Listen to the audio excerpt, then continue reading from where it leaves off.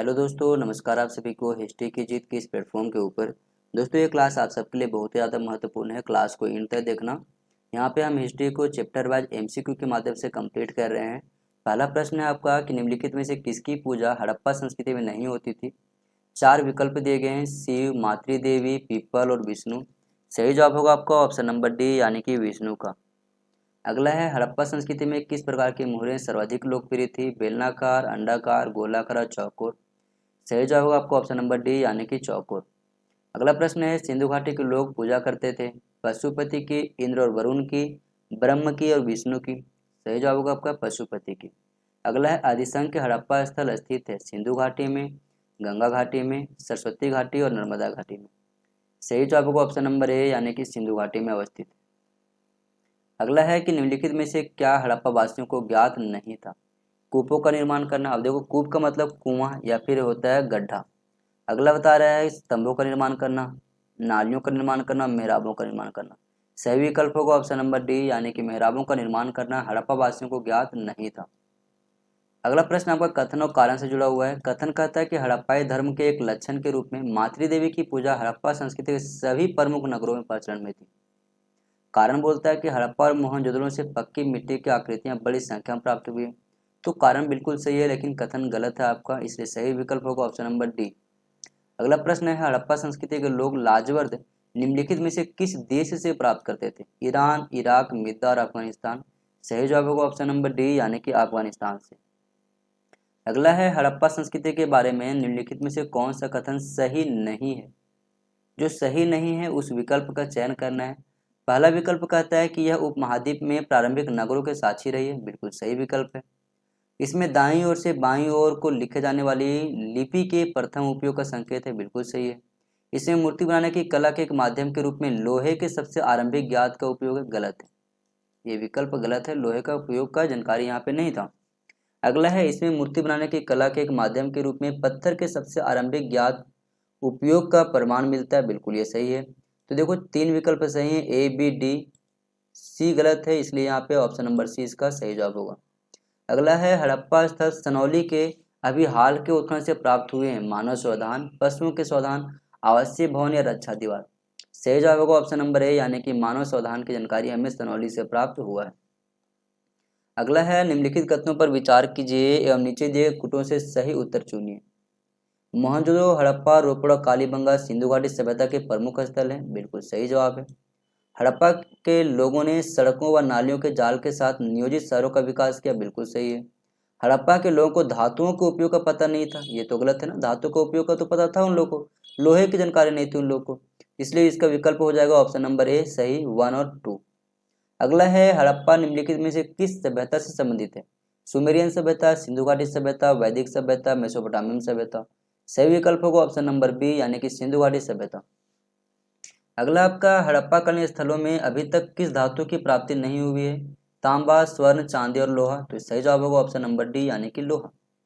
निम्नलिखित में से कौन सा एक हड़प्पा स्थल हिंदू कुश पर्वत श्रृंखला के उत्तर में अवस्थित है। चन्हुदड़ो, सुतका गेंडोर, मांडा, सुरतकागोई। सही जवाब होगा ऑप्शन नंबर डी यानी कि सुरतगोई। अगला प्रश्न है, सिंधु घाटी सभ्यता के लोग किस धातु का प्रयोग नहीं करते थे। लोहा, कांस्य, स्वर्ण, चांदी। तो लोहा का प्रयोग नहीं करते थे। अगला है कि हड़प्पा सभ्यता के लोग निम्नलिखित में से किसकी पूजा करते थे। ब्रह्म, विष्णु, पशुपति और गणेश। सही जवाब होगा आपका पशुपति, ऑप्शन नंबर सी। अगला प्रश्न है, हड़प्पा सभ्यता का उत्कर्ष का काल माना जाता है। 1000 से 600 ईसा पूर्व, 2250 से लेकर के 1750 ईसा पूर्व, 1500 से 1000 ईसा पूर्व, 1200 से 800 ईसा पूर्व। सही विकल्प होगा ऑप्शन नंबर बी यानी कि 2250 से लेकर के 1750 ईसा पूर्व। ठीक है। सिंधु घाटी सभ्यता जिन नदियों के तट पर बसी हुई थी वे कौन सी थी। सिंधु, चिनाब, झेलम। गंगा थी क्या? नहीं, गंगा नहीं थी। सिंधु, झेलम, चिनाब, रावी, सतलज, ब्यास, सरस्वती ये नदियां थी जिनके किनारे सिंधु घाटी सभ्यता के स्थल बसी हुई। ठीक है, तो 1, 2 एंड 3 सही जवाब होगा ऑप्शन नंबर बी। अगला है, मांडा का पुरातात्विक स्थल जो भारत की सीमा के अंतर्गत हड़प्पा संस्कृति के सबसे उत्तरी छोर को चिन्हित करता है, किस नदी के किनारे स्थित है। सिंधु, झेलम, चिनाब और घग्गर। सही जवाब होगा आपका चिनाब नदी किनारे यानी कि ऑप्शन नंबर सी। अगला प्रश्न है कि उत्तर हड़प्पा काल की ताम्रनिधि संस्कृति में निम्नलिखित में से किस एक मिधान प्रकार से अंतरिम रूप से पहचानी गई। सोठी मृदभान, गेरुवर्णी मृदभान, चित्रित धूसर मृदभान, उत्तरी काली पुलिस वाली मृदभान। सही जवाब होगा आपका ऑप्शन नंबर बी यानी कि गेरुवर्णी मृदभान। ठीक है। अगला है हड़प्पा में मिट्टी के बर्तनों पर सामान्यतः किस रंग का उपयोग हुआ है? लाल, नीला, हरा, पांडु और नीला। सही जवाब ऑप्शन नंबर ए यानी कि लाल। अगला है मोहरों के अतिरिक्त हड़प्पा स्थल की लिपि के नमूने प्राप्त हुए हैं? ईंटों पर, मृद मूर्तियों पर, मृदभांडों पर, मनकों पर। सही जवाब होगा आपका ऑप्शन नंबर सी यानी कि मृदभांडों पर। अगला है निम्नलिखित कथनों पर विचार करें। कथन नंबर 1 बोल रहा है कि मोहनजोदड़ो में आवास निर्माण में कभी चूनाकार का प्रयोग नहीं हुआ था। दूसरा बोल रहा है धौलावीरा में आवास निर्माण में कभी पत्थर का प्रयोग नहीं हुआ था।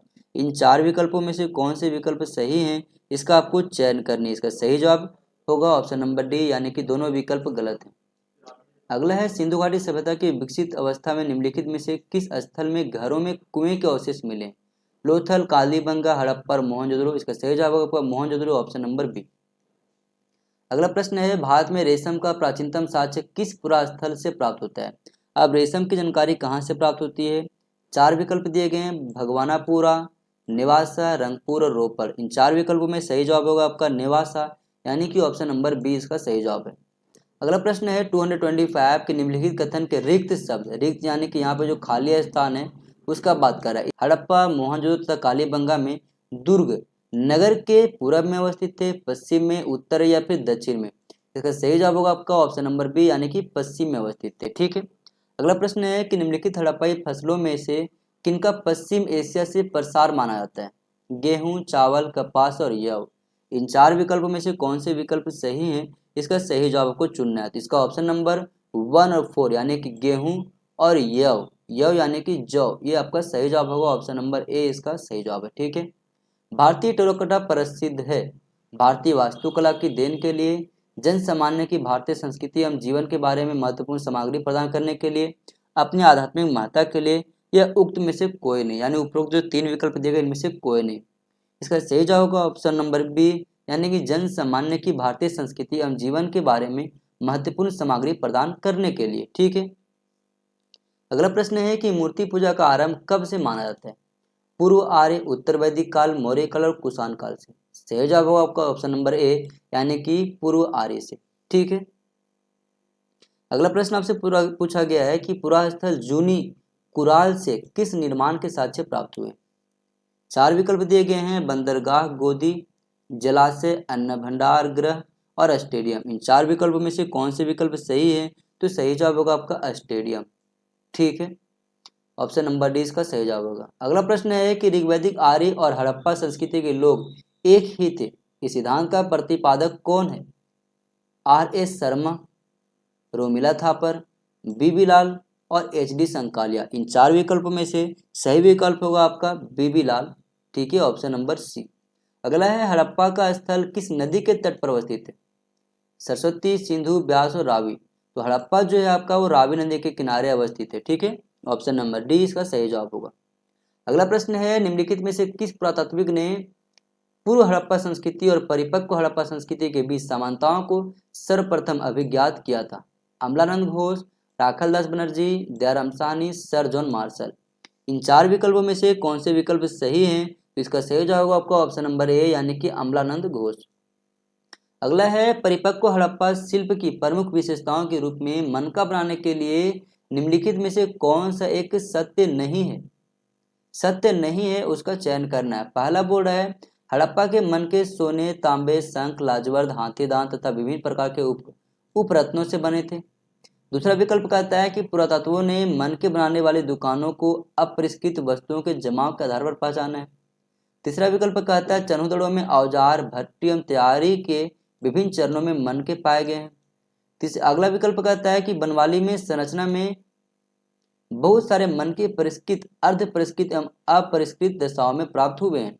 अब इन चार विकल्पों में से कौन से विकल्प सही नहीं है इसका चयन करना है। इसका सही जवाब आपका ऑप्शन नंबर डी। अगला प्रश्न है कि हड़प्पा स्थलों में व्यापक रूप से अनाज का पाया जाना यह इंगित करता है कि हड़प्पावासी अपने खेतों में हल चलाते थे, हड़प्पावासी अपने खेतों में बीजों को छिटका बुआई करते थे, हड़प्पा स्थलों में कृषि का व्यापक प्रचलन था, या फिर हड़प्पा काल में खाद्यान्न जैसे थोक मदों में व्यापार सुस्थापित थी। अब इन 4 विकल्पों में से कौन से विकल्प सही है, इसका चुनाव करना है। इसका सही जवाब आपका ऑप्शन नंबर सी, यानी कि हड़प्पा स्थलों में कृषि का व्यापक प्रचलन था। अगला प्रश्न है कि निम्नलिखित वाक्य हड़प्पा सभ्यता के एक स्थल को वर्णित करते हैं। यह बस्ती 2 अनुभागों में बटी हुई है, एक अपेक्षाकृत छोटा किंतु उच्चतर और दूसरा काफी बड़ा किंतु निम्नतर है। पुरातत्वविदों ने इन्हें क्रमशः नगर दुर्ग और निचले नगर के रूप में अभिहित करते हैं। दोनों ही प्राचीन युग थे। अनेक भवन चबूतरों पर बने थे जो आधार के रूप में काम आते थे। अब यह निम्नलिखित में से किस स्थल को निर्दिष्ट करता है? हड़प्पा को करता है, या फिर मोहनजोदड़ो, या फिर लोथल, या फिर कालीबंगा। इन 4 विकल्पों में से सही जवाब होगा आपका हड़प्पा, ऑप्शन नंबर ए। ठीक है। अगला प्रश्न है कि हड़प्पा की सभ्यता वर्तमान दक्षिण एशिया के विस्तृत क्षेत्रों में फैली थी। जिन भौगोलिक स्थानों में यह सभ्यता फैली थी उनमें कौन कौन से स्थान शामिल है? कश्मीर, पंजाब, सिंधु और उत्तरवर्ती सीमांत प्रदेश। पंजाब, सिंधु, उत्तर पश्चिम सीमांत और कश्मीर। पंजाब, सिंधु और उत्तर पश्चिम सीमांत का एक भाग। पंजाब, सिंधु, उत्तर पश्चिम सीमांत का एक भाग काठियावाड़ और गंगा यमुना दोआब का एक भाग। इनमें से कौन से विकल्प सही है? इन विकल्पों का चयन करना है। इसका सही जवाब का ऑप्शन नंबर डी। ठीक है। अगला है हड़प्पा सभ्यता का कौन सा स्थल हरियाणा में अवस्थित है? कालीबंगा, रोपड़, धौलावीरा, बनवाली। 4 विकल्प दिए गए हैं। इसका सही जवाब ऑप्शन नंबर डी, यानी कि बनवाली जो है वो आपका वो हरियाणा में। ठीक है। अगला है निम्नलिखित में से किस हड़प्पा कलन स्थल से हल का टेराकोटा प्राप्त हुआ है? तो हल का टेराकोटा कहाँ से प्राप्त हुआ है, इसकी जानकारी आपको देनी है। इसका सही जवाब आपका बनवाली से। बनवाली से हमें जो है हल का टेराकोटा की मूर्ति प्राप्त हुई है। ऑप्शन नंबर 20 का सही जवाब है। अगला प्रश्न है कि भारत में हड़प्पा का बृहद स्थल है राखीगढ़ी, धौलावीरा, कालीबंगा, लोथल। इसका सही जवाब आपका राखीगढ़ी, ऑप्शन नंबर ए। ठीक है। आगे हमारे पास प्रश्न पूछा गया है कि ऋग्वैदिक कालीन आर्यों और सिंधु घाटी के लोगों की संस्कृतियों के बीच अंतर के संबंध में निम्नलिखित कथनों में से कौन सा सही है? पहला कहता है कि ऋग्वैदिक कालीन आर्य कवच और शीर्षण यानी कि हेलमेट का उपयोग करते थे, जबकि सिंधु घाटी सभ्यता के लोगों में इसके उपयोग का कोई साक्ष्य नहीं मिलता है। दूसरा विकल्प कहता है कि ऋग्वैदिक कालीन आर्यों को स्वर्ण, चांदी और तांबे का ज्ञान था, जबकि सिंधु घाटी के लोगों को केवल तांबे और लोहे का ज्ञान था। तीसरा विकल्प कहता है कि ऋग्वैदिक कालीन आर्यों में घोड़ों को पालतू बना लिया था, जबकि इस बात का कोई साक्ष्य नहीं है कि सिंधु घाटी के लोगों को इस पशु को जानते भी थे। अब नीचे 4 विकल्प दिए गए हैं। इन 4 विकल्पों में से कौन से विकल्प सही है, इसका चुनाव करना है। इसका सही जवाब होगा आपका ऑप्शन नंबर ए, यानी कि 1। ठीक है, सही जवाब है आपका। अगला प्रश्न हमारे पास है कि धर्म तथा रीत भारत की प्राचीन वैदिक सभ्यता के एक केंद्रीय विचार को चित्रित करते हैं। इस संदर्भ में निम्नलिखित कथनों पर विचार कीजिए। पहला विकल्प कहता है कि धर्म व्यक्ति के दायित्वों एवं स्वयं तथा दूसरों के प्रति व्यक्तिगत कर्तव्यों की संकल्पना था। अगला विकल्प कहता है कि रीत मूलभूत नैतिक विधान था जो सृष्टि और उसमें अंतर्निहित सारे तत्वों के क्रियाकलापों को संचालित करता था। अब उपरोक्त में से कौन से कथन सही हैं, इसका आपको चयन करना है। इसका सही जवाब आपका ऑप्शन नंबर सी, यानी कि 1 और 2 दोनों सही है। ठीक है। अगला होगा निम्नलिखित आश्रमों को क्रमानुसार रखिए। सबसे पहले बता रहा है कि ब्रह्मचर्य होता है, फिर गृहस्थ, फिर वानप्रस्थ, संन्यास, या फिर गृहस्थ, ब्रह्मचर्य, संन्यास और वानप्रस्थ। इस प्रकार से 4 विकल्प दिए गए हैं। इन 4 विकल्पों में से कौन से विकल्प सही है? तो सबसे पहले आपका ब्रह्मचर्य आता है, यानी कि ऑप्शन नंबर ए सही है। ब्रह्मचर्य के बाद फिर आपका गृहस्थ आता है, फिर वानप्रस्थ और फिर संन्यास। ठीक है, ऑप्शन नंबर ए इसका सही जवाब है। अगला प्रश्न पूछा जा रहा है कि गायत्री मंत्र के नाम से प्रसिद्ध मंत्र सर्वप्रथम ग्रंथ में मिलता है, वो कौन से ग्रंथ है? क्या है वो? भगवद गीता है, अथर्ववेद है, ऋग्वेद या मनुस्मृति। इन 4 विकल्पों में से सही जवाब होगा ऑप्शन नंबर सी, यानी कि ऋग्वेद से हमें गायत्री मंत्र की उल्लेख मिलती है। गायत्री मंत्र किस पुस्तक में मिलता है? उपनिषद, भगवद गीता, ऋग्वेद, यजुर्वेद। सही जवाब आपका ऋग्वेद, यानी कि ऑप्शन नंबर सी। निम्नलिखित में से किसमें विख्यात गायत्री मंत्र मिलता है? देखो अलग अलग प्रकार से क्वेश्चन को फॉर्मेट किया गया है और सभी जो है पिछले कई सारे एग्जामों में अलग अलग एग्जामों में ये प्रश्न बनी है। दोस्तों आप सबसे बस एक ही रिक्वेस्ट रहता है, यदि चैनल पे पहली बार आए तो चैनल को सब्सक्राइब करके रखो। वीडियो पसंद आती है तो दोस्तों के साथ रिकमेंड किया करो। इससे मुझे मोटिवेशन मिलती है आप सभी के बीच एक बेहतर कंटेंट को डिलीवर करने में। ठीक है, अगला प्रश्न है कि निम्नलिखित में किसमें विख्यात गायत्री मंत्र मिलता है? ऋग्वेद, सामवेद, यजुर्वेद, अथर्ववेद। सही जवाब होगा ऑप्शन नंबर ए यानी कि ऋग्वेद। ऋग्वेद का सर्वाधिक लोकप्रिय छंद कौन सा है? गायत्री, अनुष्टुप, त्रुष्टुप, जगति। इन चार विकल्पों में से सही विकल्प का चयन करनी है, जिसका सही जवाब होगा ऑप्शन नंबर ए यानी कि गायत्री। ऋग्वेद की मूल लिपि थी देवनागरी, खरुष्टी, पाली और ब्राह्मी। चार विकल्प दिए गए हैं, इसका सही जवाब होगा आपका ब्राह्मी लिपि यानी कि ऑप्शन नंबर डी इसका सही जवाब है।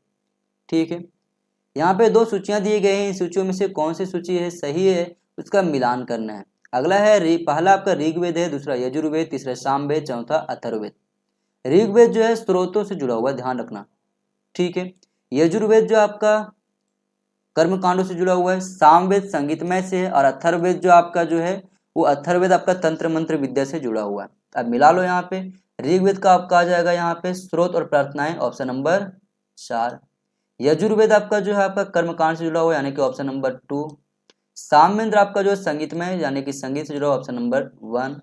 अथर्ववेद आपका तंत्र मंत्र विद्या से जुड़ा हुआ है, जादू टोना से जुड़ा हुआ है, तो आपका 3 हो जाएगा। अब देखो ए का 4 कहाँ पे दिया हुआ है? सब में दिया हुआ है। इसमें ए का 4, बी का 2, ए का 4, बी का 2, सी का 1। देखो ऑप्शन नंबर ए इसका सही जवाब होगा। ठीक है, अगला है निम्नलिखित में से किसका संकलन ऋग्वेद पर आधारित है? यजुर्वेद, सामवेद, अथर्ववेद या फिर इनमें से कोई नहीं। सही जवाब का आपको होगा ऑप्शन नंबर बी यानी कि सामवेद। नेक्स्ट है क्वेश्चन नंबर 250 कि आयुर्वेद अर्थात जीवन का विज्ञान का उल्लेख सर्वप्रथम मिलता है आरण्यक में, सामवेद में, यजुर्वेद में या फिर अथर्ववेद में। इन चार विकल्पों में से कौन से विकल्प सही है इसका चुनाव करनी है आपको। इसका सही जवाब आपका ऑप्शन नंबर डी यानी कि अथर्ववेद में।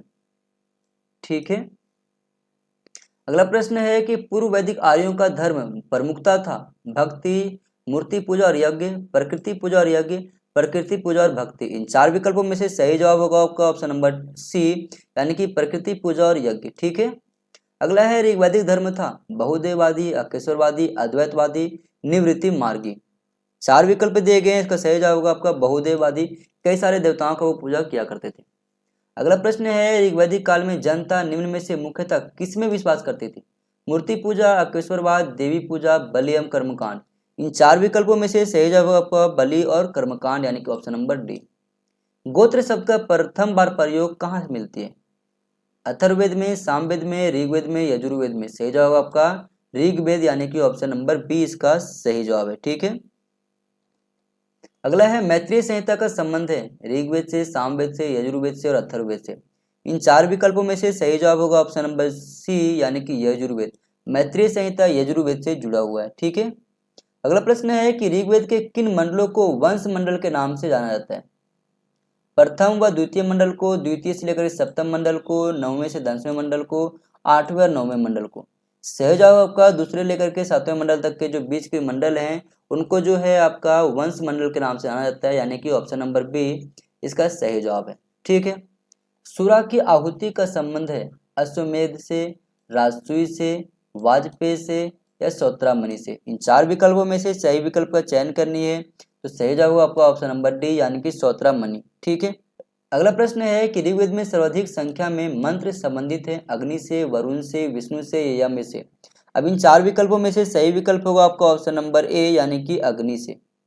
ठीक है, अगला प्रश्न है कि ऋग्वेद में निम्नलिखित में से किस शिल्प का उल्लेख नहीं है?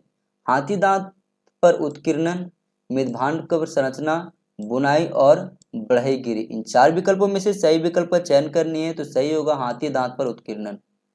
अगला है विष्णु का प्राचीनतम उल्लेख कहाँ मिलती है? ऋग्वेद, सामवेद, सतपथ ब्राह्मण और गोपद ब्राह्मण। चार विकल्पों में से सही जवाब होगा आपका ऋग्वेद में। ठीक है, ऑप्शन नंबर ए इसका सही जवाब है। अगला प्रश्न है कि ऋग्वेद में वशिष्ठ को किसके पुरोहित के रूप में प्रस्तुत किया गया है? पूर्वों के, भरतों के, कुरुओं के और तुर्वसुओं के। इन चार विकल्पों में से सही विकल्प होगा आपका ऑप्शन नंबर बी यानी कि भरतों के। ठीक है, वशिष्ठ को भरतों का पुरोहित माना गया है। 10 राजाओं के युद्ध में भरतों का पुरोहित कौन था? वसुमित्र, वशिष्ठ, अत्रि और भृगु। इन चार विकल्प में से कौन से विकल्प सही हैं? तो इसका सही जवाब आपका ऑप्शन नंबर बी, भरतों का पुरोहित था आपका वशिष्ठ। ठीक है, अगला प्रश्न हमारे पास बनता है कि प्रसिद्ध 10 राग यानी कि 10 राजाओं का युद्ध का उल्लेख ऋग्वेद में, यजुर्वेद में, सामवेद या इनमें से किसी में नहीं मिलता है। तो इसका उल्लेख कहाँ पे मिलता है, इसकी जानकारी आपको देनी है। इसका सही जवाब होगा आपका ऋग्वेद में इसका उल्लेख मिलता है, दशरागी युद्ध का। ठीक है, ऑप्शन नंबर ए इसका सही जवाब है। अगला है, ऋग्वेद में निम्नलिखित देवताओं में से किसके लिए वर्णन है कि उसका रथ बकरे खींचते थे? पूषण, रुद्र, वरुण और यम। 4 विकल्पों में से सही विकल्प होगा आपका पूषण, ऑप्शन नंबर ए। अगला प्रश्न है कि निम्नलिखित में से कौन सी बात ऋग्वैदिक स्त्रियों के संदर्भ में सही नहीं है? पहला बोलता है कि वे सभा की कार्यवाही में भाग लेती थी, वे यज्ञों का अनुष्ठान करती थी, वे युद्धों में सक्रिय भाग लेती थी, रजस्वला होने के पहले ही उनका विवाह हो जाता था। अब इन 4 विकल्पों में से कौन से विकल्प सही नहीं है, इसका चयन करना है। इसका ऑप्शन नंबर डी सही जवाब होगा। ठीक है, अगला प्रश्न है कि निम्नलिखित ग्रंथों में से प्रमुखता किसमें यज्ञ वेदियों के निर्माण का वर्णन यानी कि विवरण मिलता है? ब्रह्मसूत्र, धर्मसूत्र, गृहसूत्र, शुल्बसूत्र। 4 विकल्पों में से सही जवाब होगा आपका शुल्बसूत्र, ऑप्शन नंबर डी। ठीक है, अगला प्रश्न है, अवेस्ता और ऋग्वेद में समानता है। अवेस्ता किस क्षेत्र से संबंधित है? भारत से, ईरान से, इजराइल से या फिर मिस्र से? सही जवाब होगा ऑप्शन नंबर बी यानी कि ईरान से।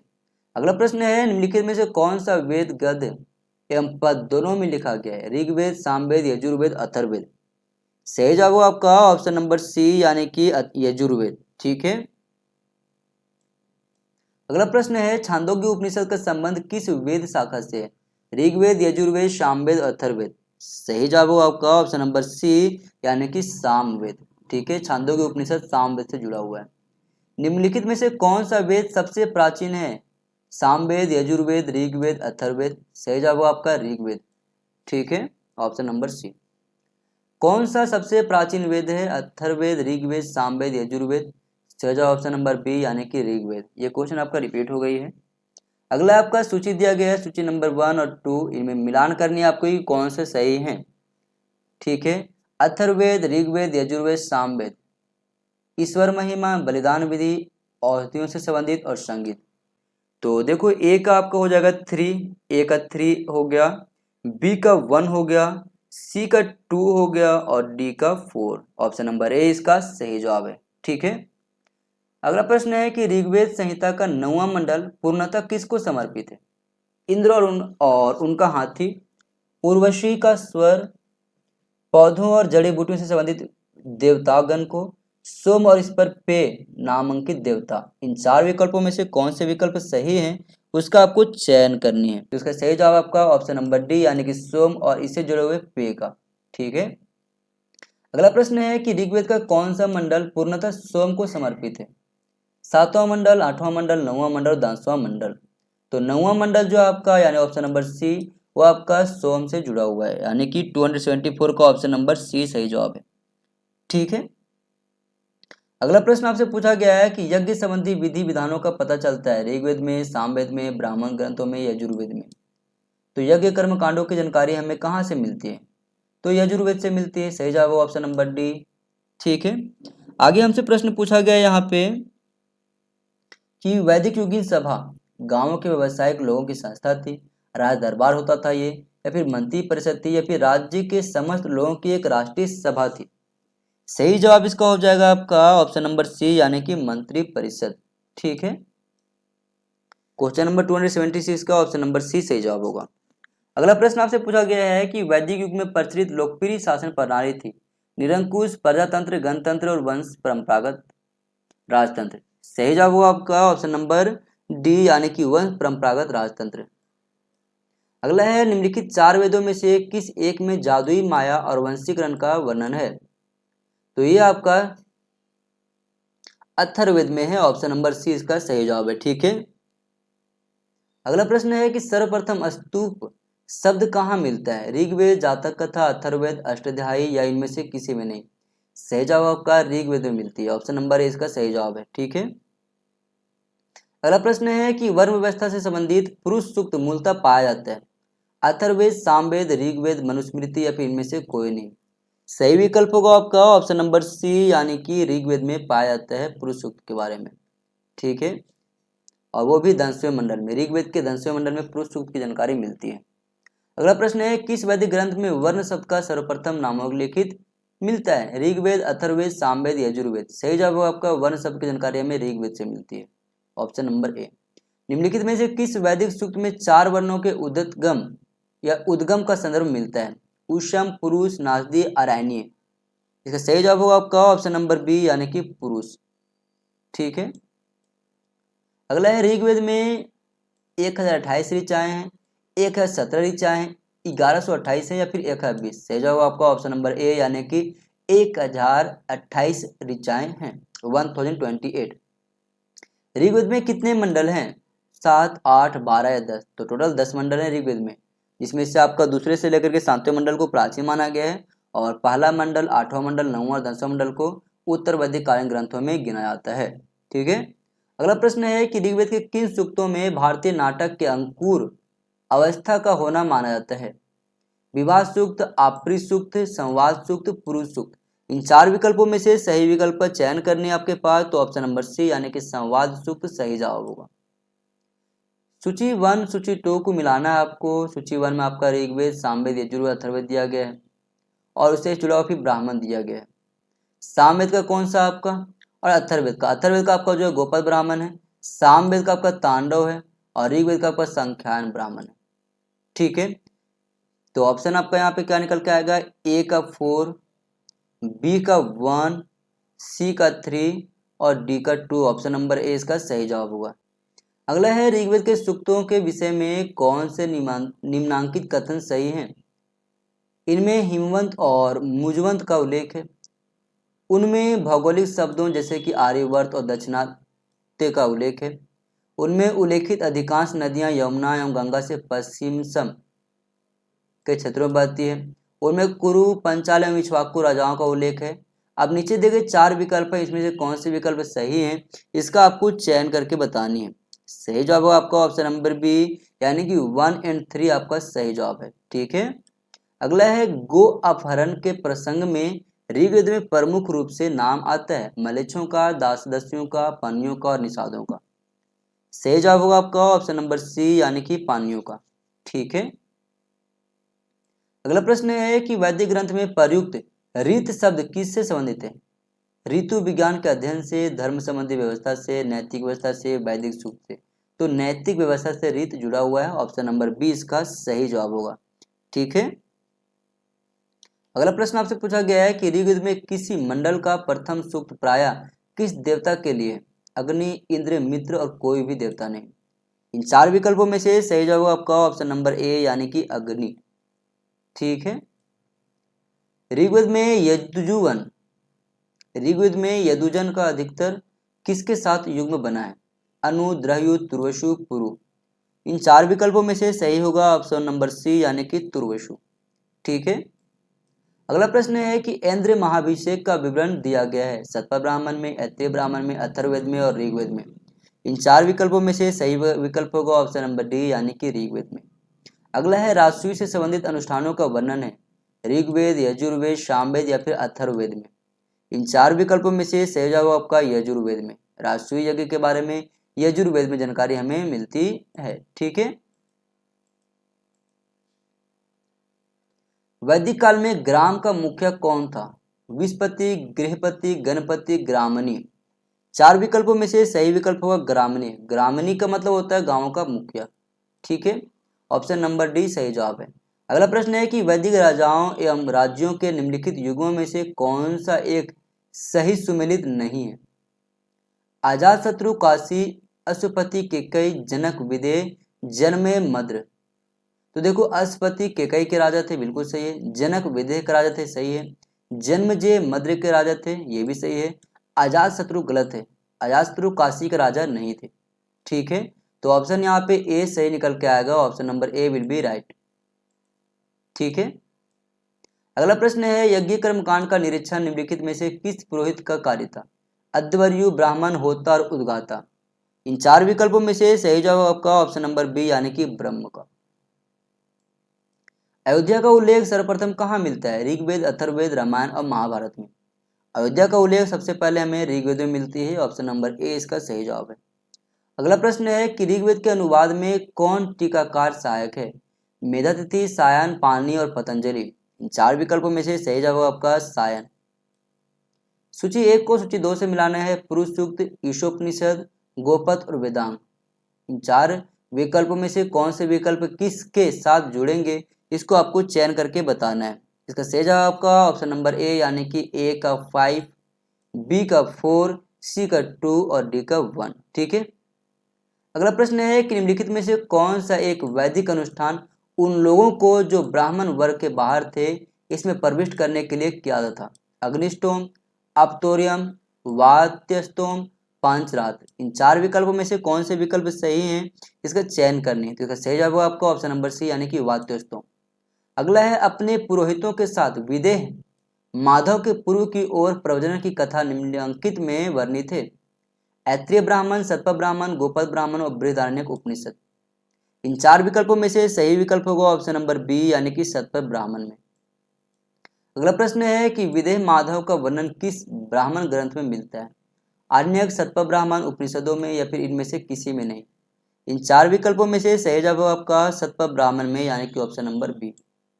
अगला प्रश्न है कि सतप ब्राह्मण में उल्लेखित राजा विदेह माधव से संबंधित ऋषि थे।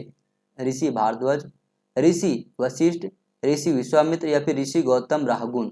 इन चार विकल्पों में से सही जवाब का ऑप्शन नंबर डी यानी कि गौतम राहगुण। ठीक है। इस प्रकार से दोस्तों हमने सेट 3 का टॉप 100 क्वेश्चन को कंप्लीट किया है। सारे क्वेश्चन को हम लोग एक एक करके कंप्लीट करेंगे चैप्टर वाइज।